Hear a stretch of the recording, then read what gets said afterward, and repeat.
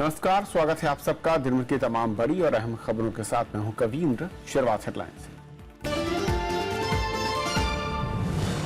उपराष्ट्रपति का आतंकवाद के खिलाफ जीरो टॉलरेंस की नीति पर जोर, आतंकियों के मददगारों पर कड़े प्रतिबंध की वकालत, मुक्त समुद्री व्यापार को बताया समय की जरूरत।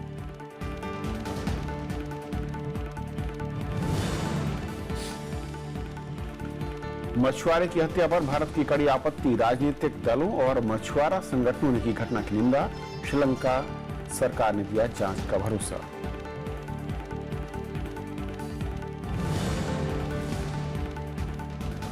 शाजापुर में ट्रेन धमाके में आतंकी हाथ होने से रेलवे का इनकार नहीं, उत्तर प्रदेश और मध्य प्रदेश से कई आतंकी गिरफ्तार, लखनऊ में मुठभेड़।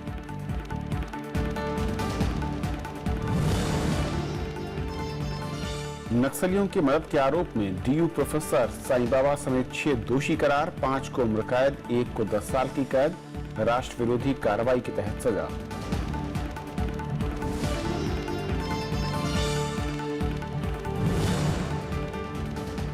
बेंगलुरु टेस्ट जीतकर टीम इंडिया ने की सीरीज में बराबरी, ऑस्ट्रेलिया को 75 रनों से हराया, लोकेश राहुल बने man of the match.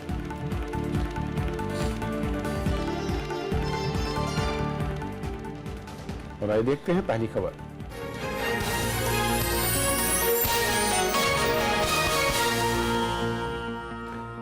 Indian ocean rim association सम्मेलन में भारत समेत सभी सदस्यों ने आतंकवाद के खिलाफ लड़ाई में एक दूसरे की मदद करने पर सहमति जताई है।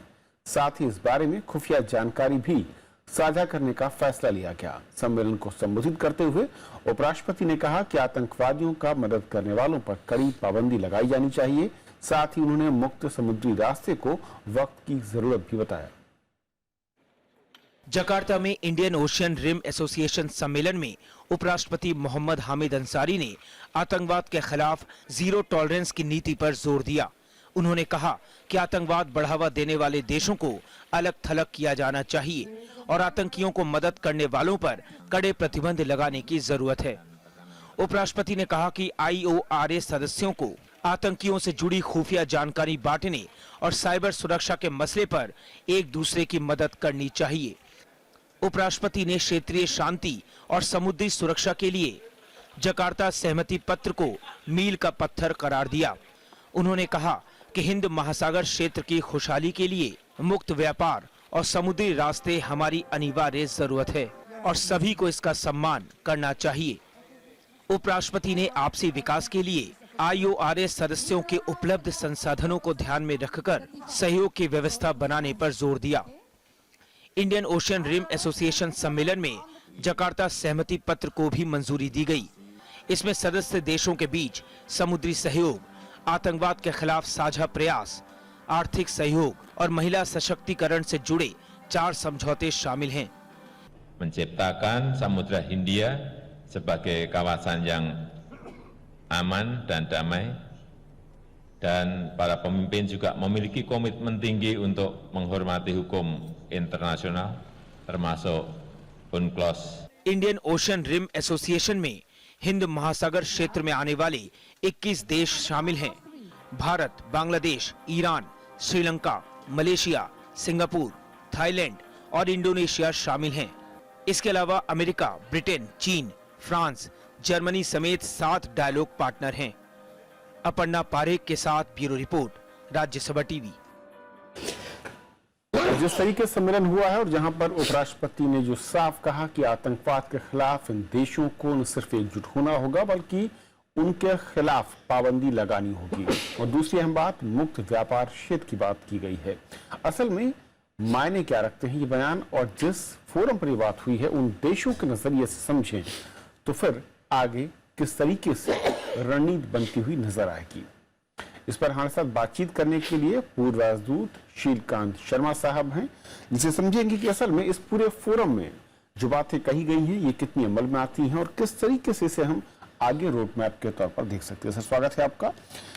इस फोरम में उपराष्ट्रपति महोदय का जो बयान है, सबसे पहले आतंकवाद को लेकर मैं समझना चाहूंगा कि किस तरीके से आप देखते हैं जो कंट्री है कि इस देश हैं उनमें से कई ऐसे देश हैं जो खुद आतंकवाद के शिकार रहे हैं।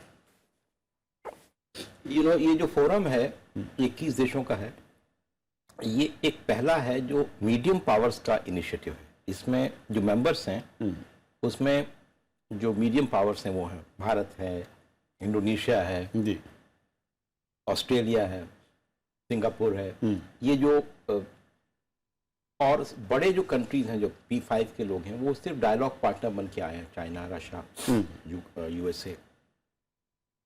अच्छा, दूसरा ये है कि इनके बीच में जो व्यापारिक संबंध हैं वो इतने ज़्यादा हैं कि कुल आपस का ट्रेड जो है इंडियन ओशन रिम एसोसिएशन के जो मेंबर्स हैं वो करीब $3 ट्रिलियन के करीब हो, $3 ट्रिलियन, क्योंकि भारत है, इंडोनेशिया है, ऑस्ट्रेलिया है, सिंगापुर है।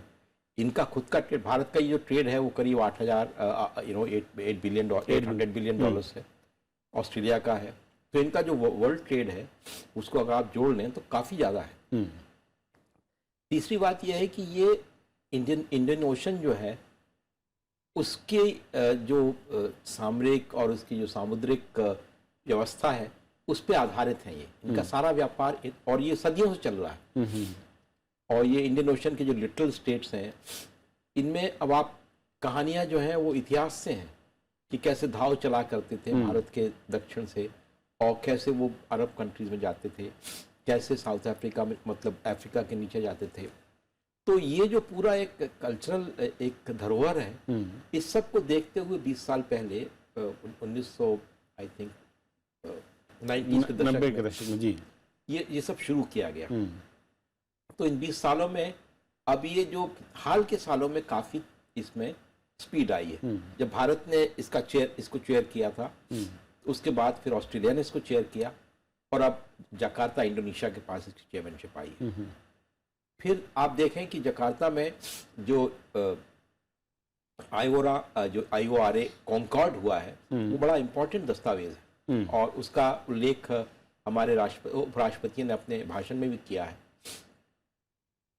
तो एक तरह की समग्र दृष्टि है जो मैरीटाइम इश्यूज को कवर करती है। टेररिज्म के खिलाफ तो बहुत ही स्पष्ट और अनइक्विवोकल इनका वक्तव्य है कि उसके सपोर्ट खत्म करना चाहिए, स्पॉन्सरशिप खत्म करना चाहिए, जो उनको शरण दे रहे हैं उनको बहिष्कार करना चाहिए। तो इस तरह से टेररिज्म के मामले में सारे देश इकट्ठे होके एक मत से बिल्कुल खुला वो दिया है उन्होंने स्टेटमेंट। और जिस तरीके से ये पूरा फोरम है, मैं जो बिल्कुल ठीक कहा आपने कि 90 के दशक तक वो रफ्तार नहीं दिख रही थी, वो मैं कहूँ कि एक सिनर्जी नहीं दिख रही थी, लेकिन उसके बाद से एक स्पीड अप मोमेंटम मैं कहूँ जिससे बना है। आगे फ्यूचर को लेकर किस तरीके से ये रोल अदा करता है और उस रोल में हम कहाँ पर खड़े दिखते हैं? अब देखिए, इसमें आप देखें कि जो सामरिक और जो सामुद्रिक पावर है उसमें भारत का रोल है। इंडोनेशिया के आर्किपेलागो कंट्री है वो, तो उसके सारे द्वीप फैले हुए हैं पूरे इंडियन ओशन पैसिफिक को कवर करते हुए। और ऑस्ट्रेलिया भी इंडियन का जो पश्चिमी हिस्सा है वो इंडियन ओशन से कनेक्टेड है। सिंगापुर तो एक बहुत बड़ा पोर्ट बन गया है ना, एंथ्रोपो इकोनॉमी उसकी है कि उसका जो फॉरेन ट्रेड है उसके GDP से कई गुना है क्योंकि वो पोर्ट है। फिर UAE इसका मेंबर है जो दुबई को भी एक ऐसी उस तरह का पोर्ट बनाना चाहता है। और अफ्रीका के देश है, तंजानिया इसका मेंबर है, साउथ अफ्रीका इसका मेंबर है। तो इन सब के साथ मिलके जो एक तादाद में बन रहा है एक literal states of Indian ocean, उसको थोड़ा सा गैल्वेनाइज करने की जरूरत है। उसमें यह है कि तो भारत ने ऑफर किए हैं अपने, भारत ने एक तो मौसम की बात की है, जो मौसम का हमारा जो बड़ा जो है। दूसरा उन्होंने कहा है कि एक सेंटर ऑफ एक्सीलेंस भारत बनाना चाहेगा इंडियन ओशन के पोर्ट में। तीसरा जो इंडोनेशिया है उसने जो समुद्र की जो lanes of communication, sea lanes of communication जो है उनको मुक्त रखने के लिए और अंतर्राष्ट्रीय कानून के तहत उसमें काम करने के लिए particularly UN law of the sea को महत्ता देते हुए जो बात कही है वो परोक्ष रूप में वो उसका इंगित चाइना की तरफ है। वही मैं इसी पे आना चाह रहा था कि जिस तरीके से है जो वॉल्यूम है, चाहे वो ट्रेड को लेकर हो और चाहे वो इन कंट्रियों की लोकेशन के हिसाब से मैं कहूँ, तो फिर जो चाइना को लेकर एक बड़ी चीज़ देखती है। कई सारे देश हैं जो कि चाइना के जो हाल के दिनों में जो मैं कहूँ कि समुद्री अधिकारों को लेकर एक लड़ाई छिड़ी है, उसमें उसके दूसरी तरफ खड़े नजर आते हैं। उस पोजीशनिंग को लेकर मैं समझना चाहूंगा कि कैसे ये रोल प्ले कर सकता है संगठन। देखिए, अब ये है कि ये सारे देश चाइना के विरोध में नहीं खड़े होते, चाइना के साथ सबके अपने अच्छे संबंध हैं। बिल्कुल, पर ये इनकी जो महत्वपूर्ण बात है उस पर जोर दे देते हैं ताकि चाइना को ताकीद हो कि ये बात इस पे हम लोग, हमारी संवेदनाएं हैं, सेंसिटिविटीज है। तो जो सी लेवल्स ऑफ कम्युनिकेशन है और इंटरनेशनल लॉ है जिससे कि किसी का आधिपत्य ना हो, ये वाली बात जो है, ये जो IRO का जो कॉन्कॉर्ड है उसमें साफ साफ कहा गया है कि ये किसी के दबाव से मुक्त होना चाहिए। जबकि चाइना वो 9-9 की जो बात करता है और साउथ चाइना सी में अपना दबदबा बनाने की जो बात करता है, वो इस सब के काउंटर जाता है। चलिए सर, बहुत बहुत शुक्रिया आपका इस पूरे मसले पर हमारे साथ जुड़ने के लिए और बातचीत करने के लिए। और ये थी हमारी पहली खबर। छोटा सा ब्रेक, और ब्रेक के उस पार दिन भर की दूसरी बड़ी खबरें।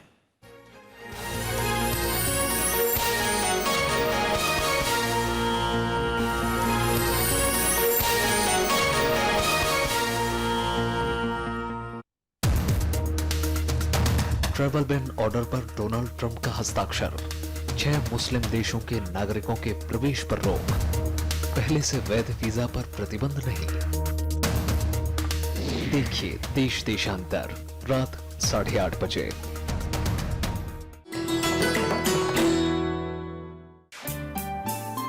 सरोजनी नायडू स्वतंत्रता सेनानी, कवयित्री और वक्ता, कांग्रेस की अध्यक्ष निर्वाचित होने वाली पहली भारतीय महिला सरोजनी ने 13 साल की उम्र में रची थी पहली कविता। आजादी के बाद वो बनी देश की पहली महिला राज्यपाल। भारत कोकिला के नाम से मशहूर सरोजनी नायडू है नारी शक्ति की अनूठी मिसाल।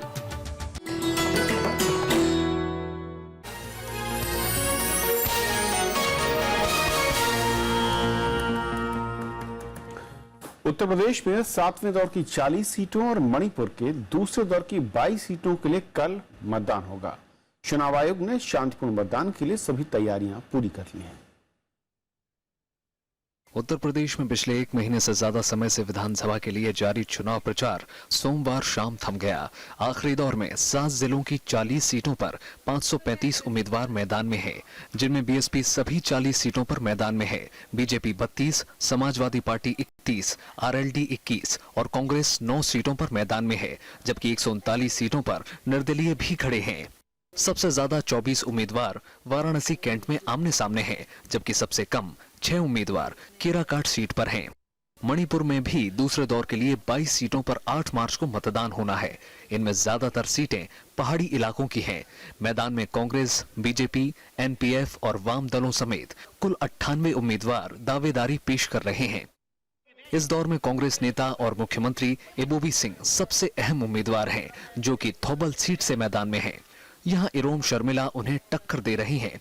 प्रचार का शोर थमने के साथ ही अब बचे आखिरी चंद घंटों में उम्मीदवार घर घर जाकर वोट मांग रहे हैं। चुनाव आयोग ने शांतिपूर्ण और निष्पक्ष चुनाव के लिए सुरक्षा के पुख्ता इंतजाम किए हैं। दूसरे राज्यों से लगने वाली सीमाओं को सील कर दिया गया है।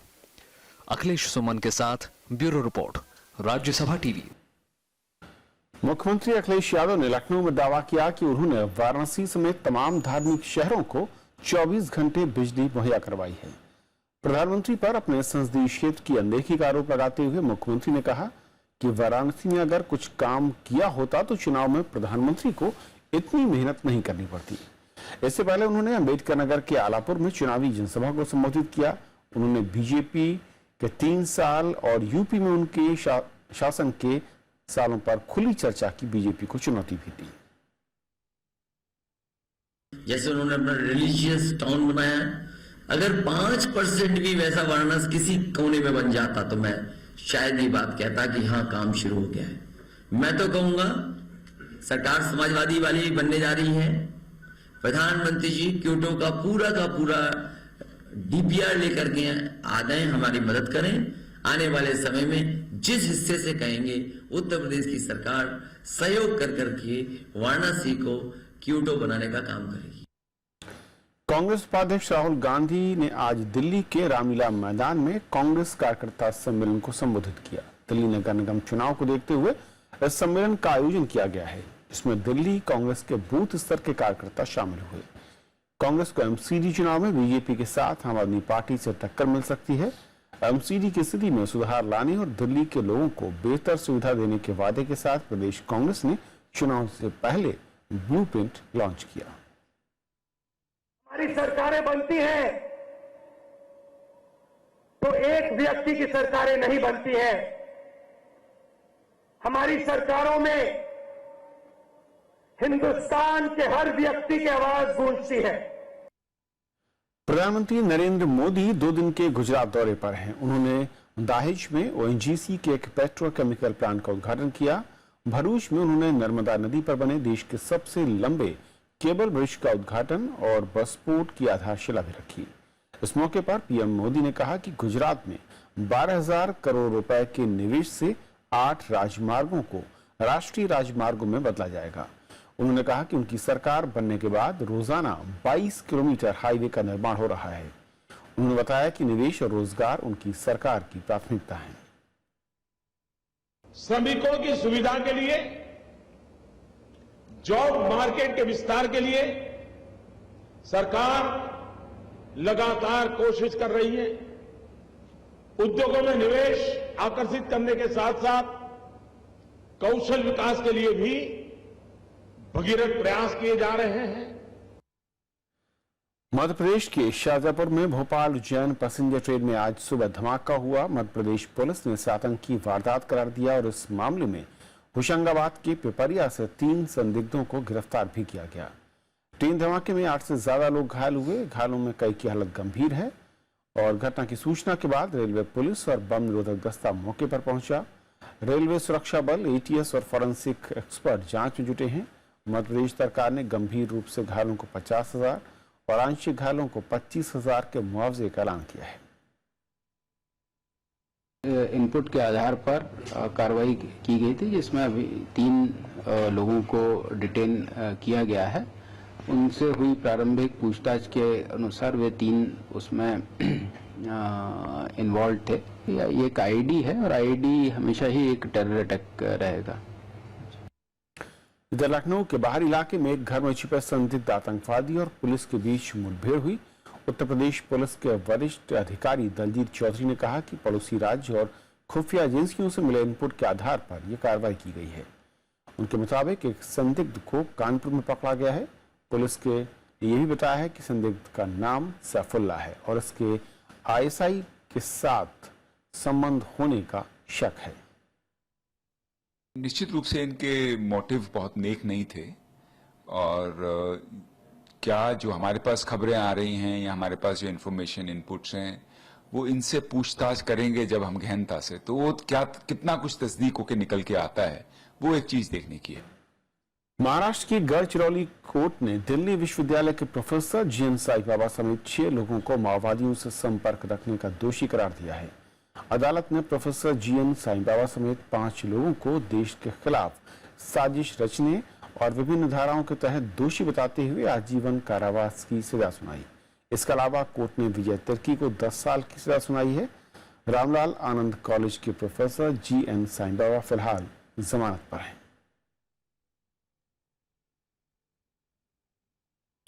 भारत ने श्रीलंकाई नौसेना की गोलीबारी में मारे गए मछुआरे को लेकर कड़ी आपत्ति जाहिर की है। तमिलनाडु के मुख्यमंत्री ने भी प्रधानमंत्री को पत्र लिखकर चिंता जताई। राजनीतिक दलों और मछुआरों के संगठनों ने इस घटना की निंदा की है। रामेश्वरम के एक मछुआरे को उस समय गोली मारी गई जब वो कच्चातीवू में मछली पकड़ रहा था। हालांकि श्रीलंका सरकार ने गोलीबारी की घटना के जांच के आदेश दिए हैं। तमिलनाडु के रामेश्वर में भारतीय मछुआरों की हत्या का विरोध कुछ युवा प्रदर्शन कर किया गया। श्रीलंका की इस गोलीबारी के खिलाफ लोगों ने टावर पर चढ़कर विरोध दर्ज कराया। रामेश्वरम में भारतीय मछुआरों की मौत के बाद तनाव है। जगह जगह विरोध प्रदर्शन हो रहे हैं। प्रदर्शनकारी श्रीलंका के खिलाफ सख्त और फौरन कार्रवाई की मांग कर रहे हैं। நாலு நேவில இருந்து தவத்தினாப்புல 5 படகு தவத்தினாப்புல தவத்தவு 5 படகு ஸ்லோ நாம ஓடவு ஷூட்டிங் ஆரம்பிச்சிட்டாப்புல 4 நேவில இருந்துமே சூடு நல்லா குண்டு பொழிஞ்சிட்டாப்புல। श्रीलंका के प्रधानमंत्री रनिल विक्रमसिंघे के सामने मछुआरों की हत्या का मामला उठाया है। श्रीलंका में भारत के राजदूत ने प्रधानमंत्री से इस मुद्दे पर चर्चा कर अपनी चिंताओं से अवगत कराया। श्रीलंका ने भी इस मामले में जांच का आदेश जारी किया है। We have seen the reports of the killing of the Indian fishermen. The matter has been taken up at very high levels with the Sri Lankan government through our High Commission in Colombo. And safety and security of all Indian fishermen is in fact all Indians abroad is a matter of very serious concern for this government. அவர்களோடு இணைந்து அவர்கள் என்ன எதிர்பார்க்கின்றார்களோ அதை நிச்சயமாக நாங்கள் அந்த உணர்வுகளை மதித்து அவரோடு சேர்ந்து போராடுவதற்கு கூட நாங்கள் तैयार இருக்கிறோம்। इधर श्रीलंका की इस कार्रवाई पर डीएमके ने केंद्र से कड़े कदम उठाने की मांग की है। It is the life of Tamil citizens. The entire Tamil Nadu should stand together and fight against the government of India to ensure protection of Indian or Tamilians are Indians. Definitely we will take it up. सोमवार को श्रीलंकाई नौसेना की ओर से की गई गोलाबारी में एक भारतीय मछुआरे ब्रिडेगो की मौत हो गई। श्रीलंकाई नेवी ने जिस दल पर गोली चलाई उसमें 6 मछुआरे थे। श्रीलंका का आरोप है कि सभी मछुआरे अंतर्राष्ट्रीय समुद्री सीमा रेखा पार कर श्रीलंका की समुद्री सीमा में घुस आए थे। इसी वजह से गोलाबारी की गई। हालांकि अभी तक यह साफ नहीं हो पाया है कि गोली चलाने से पहले मछुआरों को चेतावनी दी गई थी या नहीं। रविवार को श्रीलंकाई नेवी ने 24 भारतीय मछुआरों को गिरफ्तार किया था। वहीं पाकिस्तान में भी सोमवार को 85 भारतीय मछुआरों को गिरफ्तार कर लिया गया था। मछुआरे अक्सर मछलियां पकड़ते हुए अनजाने में दूसरे देशों की समुद्री सीमा में दाखिल हो जाते हैं, जिससे उन्हें गिरफ्तार कर लिया जाता है। मसले के स्थायी समाधान की लंबे समय से मांग होती रही है। Bureau report, Rajya Sabha TV. Panama paper leak मामले में सुप्रीम कोर्ट ने जांच एजेंसियों से 4 सप्ताह में रिपोर्ट मांगी है। इस दौरान केंद्र इन 6 एजेंसियों की सीलबंद लिफाफे वाली रिपोर्ट सुप्रीम कोर्ट में जमा करेगी। कोर्ट ने कहा कि लिफाफा बंद कवर में रिपोर्ट्स मिल जाने के बाद ही इस मामले की जांच का फैसला लिया जाएगा। मामले की अगली सुनवाई 18 अप्रैल को होगी। पनामा पेपर्स लीक के नाम से अमेरिका के कुछ खोजी पत्रकारों के एक एनजीओ ने कुछ अहम दस्तावेजों का खुलासा किया था, जिनकी गहरी छानबीन के बाद जांच में ढेरों फिल्मी और खेल जगत की हस्तियों के अलावा लगभग 140 राजनेताओं की छिपी संपत्ति का खुलासा हुआ था।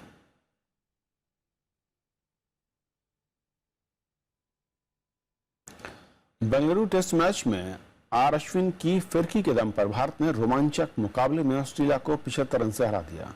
उन्होंने 41 रन देकर 6 विकेट लिए। दूसरी पारी में 188 रन का लक्ष्य हासिल करने उतरे ऑस्ट्रेलियाई बल्लेबाज महज 122 रन पर ही आउट हो गए। इस जीत के साथ भारत ने 4 मैचों की सीरीज में 1-1 की बराबरी कर ली है। बेंगलुरु टेस्ट मैच के चौथे दिन भारत ने लोकेश राहुल, चेतेश्वर पुजारा और अजिंक्य रहाणे के अर्धशतकों से दूसरी पारी में 274 रन बनाए और ऑस्ट्रेलिया के सामने 188 रनों का लक्ष्य रखा। लोकेश राहुल ने 51, अजिंक्य रहाणे ने 52 और चेतेश्वर पुजारा ने 92 रन बनाए। मैच में मजबूत स्थिति में दिख रही ऑस्ट्रेलिया 74 रन पर 4 विकेट गंवाने के बाद दबाव में आ गई और मेहमान टीम 112 रन पर ही ढेर हो गई। आर अश्विन ने कमाल की गेंदबाजी करते हुए 41 रन देकर 6 विकेट लिए। उन्होंने पहली पारी में 2 विकेट लिए थे। It was a quite emotional game for us, quite draining as well. Everyone got along together. We showed the team spirit. It's not just about one individual here. I'm pretty happy if they keep focusing on the head of the snake, and I think some people need to keep that in mind. But by far the sweetest victory for us. पहली पारी में team 189 run बनाकर all out हो गई। भारत की ओर से सलामी बल्लेबाज लोकेश राहुल ने सर्वाधिक 90 रन बनाए थे। ऑस्ट्रेलिया की ओर से नाथन लियोन ने घातक गेंदबाजी करते हुए 50 रन देकर 8 विकेट लिए थे। जवाब में पहली पारी में ऑस्ट्रेलिया ने 276 रन बनाए थे। लोकेश राहुल को दोनों पारियों में शानदार प्रदर्शन के लिए प्लेयर ऑफ द मैच चुना गया। इसी के साथ भारत ने 4 टेस्ट मैचों की सीरीज में 1-1 से बराबरी कर ली है। Bureau report, Rajya Sabha TV. तो खबरों का आज के सफर में बस इतना ही। नमस्कार।